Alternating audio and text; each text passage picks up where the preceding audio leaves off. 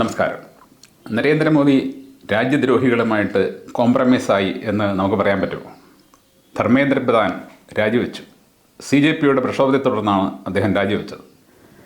അവിടെ സമരം ചെയ്യാൻ പോയ കുട്ടികളെ രാജ്യദ്രോഹികളെന്നും വിദേശികളുടെ ചാരന്മാരെന്നും വിളിച്ചതാരാണ്? ഒരിക്കലും ശ്രീ നരേന്ദ്രമോദി അവരെ അങ്ങനെ വിളിച്ചിട്ടില്ല.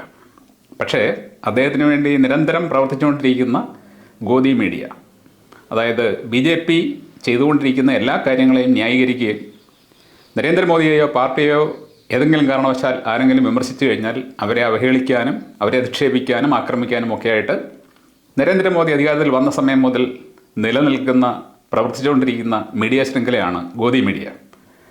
അവർ ഡൽഹിയിൽ സമരം ചെയ്യാൻ പോയ കുട്ടികളെ വിദേശികളുടെ ചാരന്മാരെന്നും രാജ്യദ്രോഹികളെന്നാണ് വിളിച്ചത്. നമ്മുടെ മേജർ രവി പറഞ്ഞത് നിങ്ങൾ കേട്ടതാണ്. അദ്ദേഹം പറഞ്ഞത് കള്ളു കുടിക്കാനും 500 രൂപ ദിവസക്കൂലിക്കുമൊക്കെ വേണ്ടി പോയിരിക്കുന്ന കുറേ ആൾക്കാരാണ് അവിടെ സമരം ചെയ്യുന്നത്, അല്ലാതെ നമ്മുടെ രാജ്യത്തെ വിദ്യാർത്ഥികളൊന്നുമല്ല. അതുകൊണ്ട് തന്നെ ഇപ്പോൾ 12ാം ക്ലാസ്സിൽ പഠിക്കുന്ന ഒരു പെൺകുട്ടി ഇങ്ങേർക്ക് ഒരു വക്കീൽ നോട്ടീസ് അയച്ചിട്ടുണ്ട് എന്നാണ് പറയുന്നത്. എന്ന് പറഞ്ഞു കഴിഞ്ഞാൽ ഒരു ന്യായമായ ആവശ്യത്തിന് വേണ്ടി സമരം ചെയ്ത കുട്ടികളെ രാജ്യദ്രോഹികളെന്ന് വിളിച്ച ഗോദി മീഡിയ ഇപ്പോൾ എക്സ്പ്ലെയിൻ ചെയ്യണം, നരേന്ദ്രമോദി രാജ്യദ്രോഹികളുമായിട്ട് കോംപ്രമൈസ് ചെയ്തു എന്നാണോ ഞങ്ങൾ മനസ്സിലാക്കേണ്ടത്? അങ്ങനെ രാജ്യദ്രോഹികളുമായിട്ട് അദ്ദേഹം കോംപ്രമൈസ് ചെയ്യുമോ? രാജ്യദ്രോഹികൾക്കും വിദേശ ചാരന്മാർക്കും വേണ്ടിയാണോ ധർമ്മേന്ദ്ര പ്രധാൻ രാജിവെച്ചത്? ഇനിയെങ്കിലും നിങ്ങൾ മനസ്സിലാക്കണം, ഈ രാജ്യത്ത് യഥാർത്ഥത്തിൽ കോക്രോച്ച് എന്ന് പറയുന്നത് നമ്മുടെ കുട്ടികളല്ല, മറിച്ച് നിങ്ങളാണ്. നിങ്ങളാണ് ഈ രാജ്യത്തെ കൃമികീടങ്ങൾ. നിങ്ങൾ വസ്തുതകളെ വളച്ചൊടിക്കുകയും ജനാധിപത്യം മറന്ന് യാഥാർത്ഥ്യത്തെ അവഗണിച്ചുകൊണ്ട് ഇവിടെ ജനാധിപത്യത്തിന് വേണ്ടി ശബ്ദമുയർത്തുന്ന ആൾക്കാരെ ഇല്ലാതാക്കാൻ വേണ്ടി ശ്രമിക്കുന്ന ഈ രാജ്യത്തെ കൃമികീടങ്ങളാണ് നിങ്ങൾ. നിങ്ങൾക്കെല്ലാവർക്കും അറിയാം ഈ കുട്ടികൾ സമരം ചെയ്യാൻ പോയത് എന്തിനു വേണ്ടിയായിരുന്നു. അടുത്തിടെ നമ്മുടെ നടൻ മോഹൻലാലിൻ്റെ മകൾ വിസ്മയ ഈ സമരത്തെ പിന്തുണച്ച് ഒരു അഭിപ്രായം പറഞ്ഞപ്പോൾ ചില മഹാന്മാർ ചോദിക്കുന്നത് കേട്ടു, അയ്യോ ഈ കൊച്ച് ഇത്രയും നാൾ എവിടെ ആയിരുന്നു? ഇവിടെ ആശാവർക്കർമാർ സമരം ചെയ്തിട്ട് കൊച്ചിനെ കണ്ടില്ല, പഹൽഗാമിൽ ഭീകരന്മാർ വന്ന് നമ്മുടെ ആൾക്കാരെ വെടിവെച്ച് വന്നിട്ട് ഈ കൊച്ചിനെ കണ്ടില്ല, ഇപ്പോൾ എന്താ ഈ കൊച്ചിന് ഇത്ര വിഷമം? ഇങ്ങനെയൊക്കെയുള്ള ചോദ്യം ചോദിക്കുന്ന ആൾക്കാരുടെ ചിന്താ നിലവാരം എവിടെ കിടക്കുന്നു നിങ്ങൾ ആലോചിക്കണം. ആശാവർക്കർമാരുടെ സമരവും പഹൽഗാം ആക്രമണവും അതേപോലെ തന്നെ ഇപ്പോൾ CJP നടത്തിയ പ്രതിഷേധവും തമ്മിൽ എന്തെങ്കിലും സാമ്യമുണ്ടോ?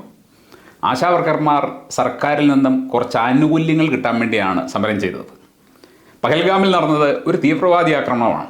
അതിനെതിരെ മോഹൻലാൽ സംസാരിച്ചിട്ടോ വിസ്മയ സംസാരിച്ചിട്ടോ ആര് തന്നെ സംസാരിച്ചിട്ടോ കാര്യമില്ല. അവിടെ നമ്മൾ ചെയ്യേണ്ടത് തീവ്രവാദത്തെ അടിച്ചമർത്താനുള്ള വഴികൾ തേടുകയാണ്. അവിടെ ഒരാളുടെ സംസാരം കൊണ്ടൊന്നും സംഭവിക്കാൻ പോകുന്നില്ല. നേരെ മറിച്ച് ഇവിടെ എന്താണ് സംഭവിച്ചത്? ഇവിടെ ഈ കുട്ടികൾ മോദി അടുക്കെ ചെന്നിട്ട് മോദി സാറേ ഞാൻ കുറച്ച് കാശ് തരണം, വീട്ടിൽ അരി മേടിക്കാൻ പൈസ ഇല്ല, അല്ലെങ്കിൽ ഞങ്ങളുടെ നീറ്റ് പരീക്ഷ റദ്ദായതുകൊണ്ട് കുറേയേറെ പൈസ ചിലവായി. അവർ യാതൊരുവിധ ആനുകൂല്യം ചോദിച്ചല്ല അങ്ങോട്ട് ചെയ്യുന്നത്. അവരങ്ങോട്ട് ചെയ്യുന്നത് സർക്കാരിൻ്റെ ഭാഗത്തു നിന്നുണ്ടായ വളരെ വലിയ ഒരു തെറ്റിന് പ്രായശ്ചിത്തം ആവശ്യപ്പെട്ടാണ്. ഈ കുട്ടികൾ നീറ്റ് പരീക്ഷ എഴുതാൻ പോയ സമയത്ത് ഗോദി മീഡിയകൾക്ക് ഇവർ രാജ്യവിരുദ്ധരോ വിദേശികളുടെ ചാരന്മാരോ ഒന്നുമായിരുന്നില്ല. അവർ ഇന്ത്യക്കാരായിരുന്നു. അവരെ നീറ്റ് പരീക്ഷ എഴുതി, പിന്നീട് പരീക്ഷ ക്യാൻസലായി കഴിഞ്ഞിട്ട് വീണ്ടും അവരെഴുതി. അപ്പോഴൊന്നും തന്നെ ഈ കുട്ടികൾ ഇവർക്ക് രാജ്യവിരുദ്ധരല്ല. പക്ഷേ അങ്ങനെ ആ പരീക്ഷ ക്യാൻസലായതിൻ്റെ ഉത്തരവാദിയായിട്ടുള്ള മന്ത്രി രാജിവെക്കണമെന്നും സർക്കാർ അതിന് പ്രായശ്ചിത്തം ചെയ്യണമെന്ന് അവരാവശ്യപ്പെടുകയും ചെയ്തപ്പോൾ അവർ ഒന്നടങ്കം രാജ്യവിരുദ്ധരായിട്ട് മാറി. വളരെ ന്യായമായിട്ടുള്ള ഒരു ആവശ്യമായിട്ടാണ് ഈ കുട്ടികൾ സമരം ചെയ്തത്. സർക്കാരിൻ്റെ ഭാഗത്ത് പറ്റിയ തെറ്റ് ചൂണ്ടിക്കാണിച്ചുകൊണ്ട് അതിൻ്റെ പ്രായശ്ചിത്തം ആവശ്യപ്പെട്ട് അവർ ചെയ്ത സമരവും ആശാവർക്കർമാരുടെ സമരവും തമ്മിൽ അജഗജാന്തര വ്യത്യാസമുണ്ട്. ഞാൻ പറഞ്ഞല്ലോ, ഇവർ സർക്കാരിൻ്റെ വക്കിൽ നിന്നും ആനുകൂല്യങ്ങൾക്കോ പണത്തിനോ ഒന്നും വേണ്ടിയല്ല അങ്ങോട്ട് പോയത്. നിങ്ങൾ ചെയ്ത തെറ്റ് നിങ്ങൾ തിരുത്തണം, ഇതാണ് അവർ ആവശ്യപ്പെട്ടത്. അപ്പോൾ ഇത്തരത്തിൽ വളരെ ജനുവിനായിട്ടുള്ളൊരു ആവശ്യം ഉന്നയിക്കുന്ന കുട്ടികളെ രാജ്യദ്രോഹികൾ എന്ന് വിളിച്ച ഈ ഗോദി മീഡിയയുടെ ആൾക്കാരല്ലേ യഥാർത്ഥ രാജ്യദ്രോഹികൾ? ആലോചിച്ച് നോക്കുക. ഇവരാണ് യഥാർത്ഥ രാജ്യദ്രോഹികളും ഇവരാണ് യഥാർത്ഥ പാറ്റകളും. അപ്പോൾ ആ കുട്ടികൾ അങ്ങനെ ഒരു ആവശ്യമായിട്ട് സർക്കാരിന് മുമ്പിൽ ചെന്നപ്പോൾ ജനാധിപത്യ ബോധമുള്ള ധാർഷ്ട്യമില്ലാത്ത ഒരു സർക്കാരായിരുന്നു അവിടെ ഭരിക്കുന്നതെങ്കിൽ ഇൻസ്റ്റൻ്റായിട്ട് അതിൻ്റെ പരിഹാരം അവരുണ്ടാക്കുമായിരുന്നു. ഈ നീറ്റ് പരീക്ഷ ഇത്തരത്തിൽ അവതാളത്തിലാകുന്നത് ആദ്യമായിട്ടൊന്നുമല്ല. നരേന്ദ്രമോദി അധികാരത്തിൽ വന്ന ശേഷം ഇത് 5ാമത്തെ തവണയാണ്. 2015-ലും 16-ലും പിന്നീട് 21-ലും 24-ലും 26-ലും ചോദ്യപേപ്പർ ചോർന്നു. 2015-ലും 16-ലും ഈ പരീക്ഷയ്ക്ക് പേരിട്ടിരുന്നത് ആ സമയത്ത് all India pre medical test എന്നായിരുന്നു. പിന്നീടാണ് നീറ്റ് എന്ന പേരിലേക്ക് ഇത് മാറിയത്. നീറ്റ് എന്ന പേര് ഇത് എന്തിനു കൊടുത്തു എന്നുള്ളത് എനിക്ക് അറിഞ്ഞുകൂടാ. നീറ്റിൻ്റെ full form national eligibility cum entrance test എന്നാണ്. എന്നാൽ ഇത് വെറും ഒരു മെഡിക്കൽ ടെസ്റ്റ് മാത്രമാണ്. അതായത് ഒരു മെഡിക്കൽ വിദ്യാഭ്യാസത്തിന് വേണ്ടിയുള്ള എൻട്രൻസ് പരീക്ഷ മാത്രമാണ്. അതിനെങ്ങനെയാണ് നാഷണൽ എന്ന പേര് കൊടുത്തത്? നാഷണൽ എന്നാൽ മെഡിക്കൽ എന്നർത്ഥമുണ്ടോ? ഈ നീറ്റ് എന്നുള്ള പേര് മാറ്റണം. മെഡിക്കൽ എൻട്രൻസ് ടെസ്റ്റ് എന്ന് തന്നെ ആക്കണം. ആൾ ഇന്ത്യ മെഡിക്കൽ എൻട്രൻസ് ടെസ്റ്റ്. ഒരിക്കലും ഇത് national eligibility cum entrance test അല്ല. അങ്ങനെയാണെന്നുണ്ടെങ്കിൽ നമ്മുടെ രാജ്യത്ത് നടക്കുന്ന എല്ലാ എൻട്രൻസ് പരീക്ഷകളും ഇതിൻ്റെ കീഴിൽ കൊണ്ടുവരണം. എന്നാൽ നീറ്റ് പരീക്ഷ എന്ന് പറയുന്നത് മെഡിക്കലിന് വേണ്ടി മാത്രമുള്ള ഒന്നാണ്. അതിന് നാഷണൽ എന്ന പേര് കൊടുത്തിരിക്കുന്നത് മെഡിക്കൽ മാഫിയകളുടെ താല്പര്യപ്രകാരം തന്നെയാണ്. അതുപോലെ തന്നെ ഈ പരീക്ഷ സത്യം പറഞ്ഞു കഴിഞ്ഞാൽ ആവശ്യമില്ലാത്തൊരു പരീക്ഷയാണ്, യൂസ്ലെസ് പരീക്ഷയാണ്. ഇതുകൊണ്ട് യാതൊരു ഗുണവുമില്ല.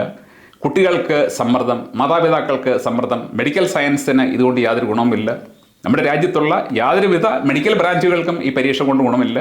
കുട്ടികൾ പഠിക്കാൻ പോകുന്നതും പരീക്ഷയ്ക്കുള്ളതും വെവ്വേറെ കാര്യങ്ങളാണ്. ഇതുകൊണ്ട് ഗുണമുള്ള ആർക്കാണ്?